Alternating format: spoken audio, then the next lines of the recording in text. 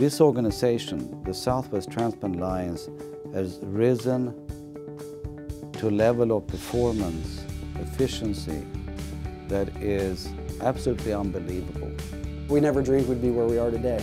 So twice in 6 months, from October, first in October and then in February, we have set new records for how many organs were transplanted in a given month.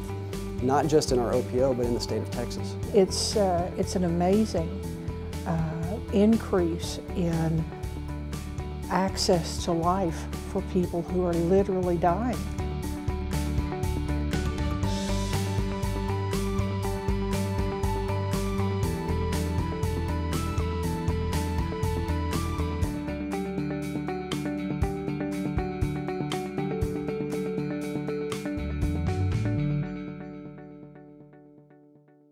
There's no question in my mind that the new leadership starts at the top and goes all the way through the organization. Everyone in that group has caught the spirit of giving, of working, of saving lives, and it's just been truly phenomenal. If you want to engage your employees, you include them in the decision-making process as much as possible. The very first town hall that Patty Niles held, she talked a lot about transparency and what that looks like here and what she wants it to always be here. Now you're getting to do what you're best at, what you're most confident at in your position every single day, which is so much more of an investment in your work and gets you to a point where you can't wait to get to work the next day.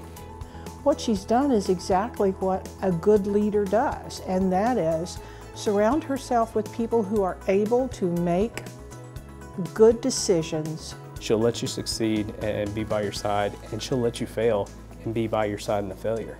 And I mean that in saying, you know, if something sounds like a good idea, and she said, let's go ahead, let's try it out, and it fails, she wants to fail forward. I have never in my entire life worked for a company that really paid attention to their employees. We have an inclusion level among staff members at the STA that I've never experienced before. They want to know if things are not working well or what process can be changed, if there's improvements that can be met. And I really like that at any given point, I can walk into their office and say, hey, do you have a minute? And they'll say, sure, sit down.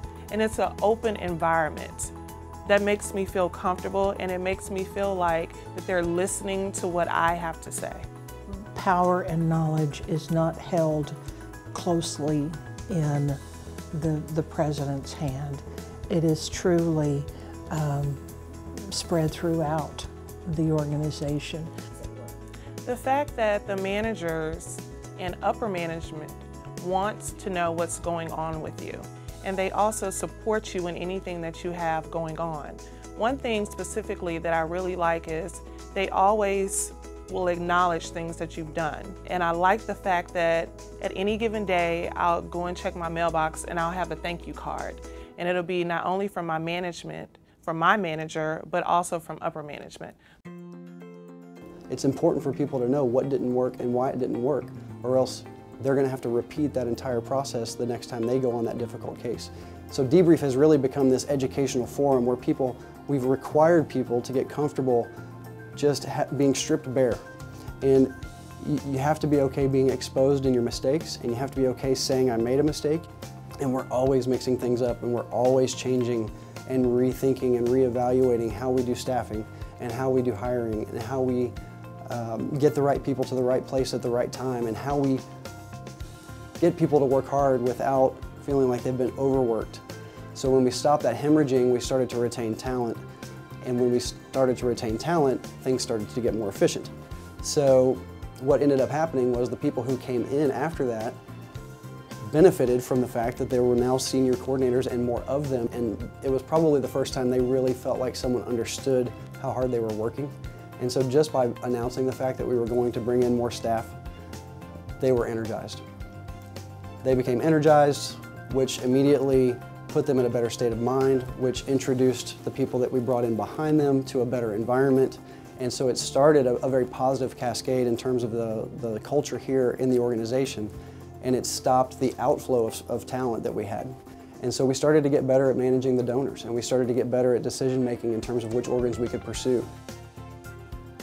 And that's about leadership, but that means also you have to create an environment, a culture within that organization, that is the Southwest Transplant Alliance, that where everybody is focused and walking in the same direction, want to do the same thing and have the same goal.